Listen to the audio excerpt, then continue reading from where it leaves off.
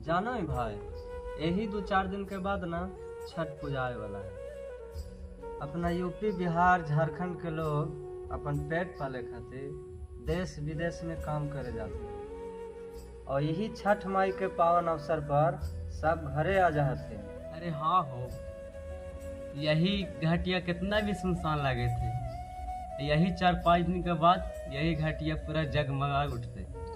हाँ रे भाई, तू ठीक कहे थे।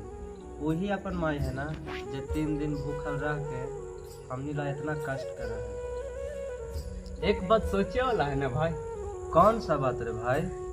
वही जब माई पर खाना खाने लगी तो वही चारों लड़कवन साइड हो जाए। हाँ, जब वही चारों लड़कवन के एक एक घरवा में बंटवारा हुआ है ना, तो वही बुढ़िया माई ए द्वार से ई द्वार, वो द्वार से ई द्वार, बेचारी खाए खातिर भटकत रहा है। वही माई के दिल पर का गुजरत होते।